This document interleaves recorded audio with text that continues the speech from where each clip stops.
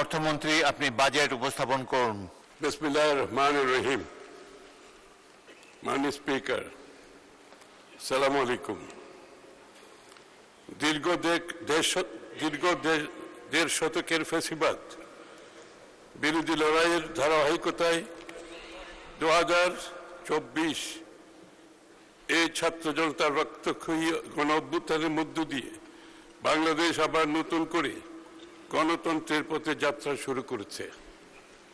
এই যাত্রা পেরিয়ে 2026 সালের 12 ফেব্রুয়ারি একটি অবাধ, সুষ্ঠু ও শান্তিপূর্ণ জাতীয় নির্বাচনে দুই তৃতীয়াংশ সংখ্যাগরিষ্ঠতা নিয়ে বিএনপির নেতৃত্বে সরকার গঠিত হয়েছে।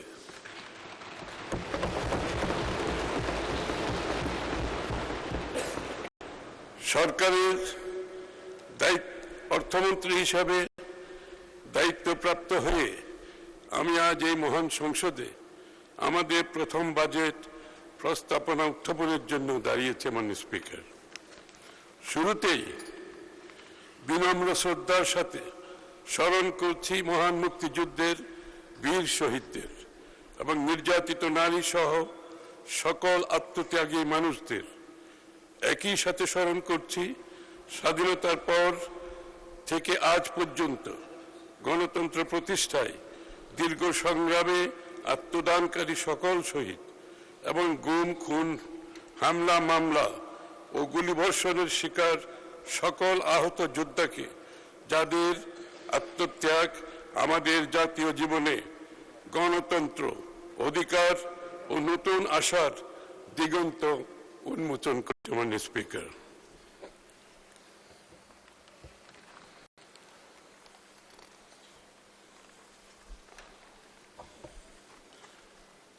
দেশ ও জনগণের প্রতিটি ক্রান্তি লগ্নে শহীদ প্রেসিডেন্ট জিয়াউর রহমান এবং পরবর্তীতে দেশনেত্রী বেগম খালেদা জিয়ার নেতৃত্বে বিএনপি বরাবরই জনগণের আশা আকাঙ্ক্ষার পক্ষে অবস্থান নিয়েছে এবং দেশকে এগিয়ে নিয়েছে।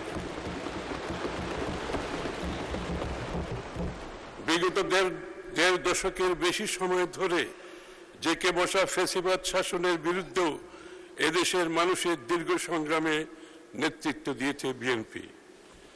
2016 সালের ভিশন 2030, 2022 সালের রাষ্ট্র মেরামতের 27 দফা এবং 2023 সালের যুগপৎ আন্দোলনের 31 দফার ভিত্তিতে বিএনপির নেতৃত্বে যে আন্দোলন গড়ে উঠেছে, সেটি ফ্যাসিবাদ বিরোধী গণ অভ্যুত্থানের জমিন তৈরি করেছে।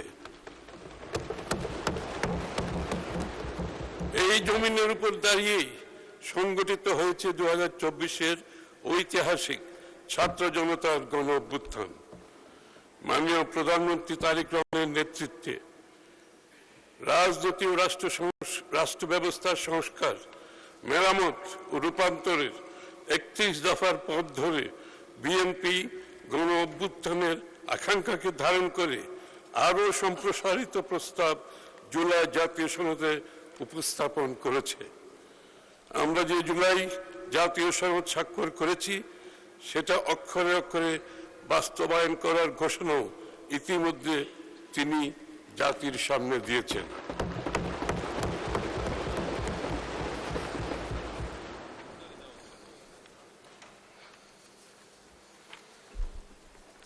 কিন্তু এটাও একের সাথে মনে রাখা দরকার, অর্থনীতির গণতন্ত্রায়ন, ইকোনমিক ডেমোক্রেটাইজেশন, অর্থাৎ সব মানুষের জন্য অন্তর্ভুক্তিমূলক ও জবাবদিহিপূর্ণ অর্থনৈতিক ব্যবস্থা ও মানবিক বিবেচনা সম্পন্ন সামাজিক সাংস্কৃতিক সম্পর্ক গড়ে ওঠা ছাড়া এই রাজনৈতিক সংস্কার টেকসই হবে না।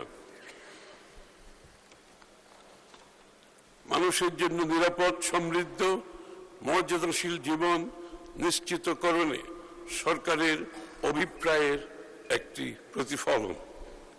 মাননীয় স্পিকার, আগেই উল্লেখ করেছি, ফ্যাসিবাদী শাসনামলে অর্থনৈতিক নীতি পরিকল্পনায় বৃহত্তর জাতীয় স্বার্থকে জলাঞ্জলি দিয়ে ক্ষুদ্র দলীয় ও গোষ্ঠীগত দুরভিসন্ধি ছিল প্রধান প্রবণতা। ফলে একদিকে দেশের খেটে খাওয়া মানুষের কষ্টার্জিত অর্থ সম্পদ দুর্নীতি দুর্বৃত্তায়নের মাধ্যমে মুষ্টিমেয় লুটেরাদের হস্তগত হয়েছে এবং বিদেশে পাচার করা হয়েছে। অন্যদিকে সামষ্টিক অর্থনৈতিক ব্যর্থতাগুলোকে ঢাকা হয়েছে মিথ্যা পরিসংখ্যান ও কথার ফুলঝুরি দিয়ে। ফলে কাঙ্ক্ষিত রাষ্ট্র গঠনের মূল চালিকা শক্তি অর্থাৎ অর্থনৈতিক ইঞ্জিন বিগত ১.৫ দশকের বেশি সময় ধরে ক্রমেই দুর্বল হতে হতে একেবারে ধ্বংস হয়েছে। আমরা সেই ধ্বংসস্তূপের মধ্যে থেকেই নতুন যাত্রার প্রতিশ্রুতি বাস্তবায়ন করতে চাইছি।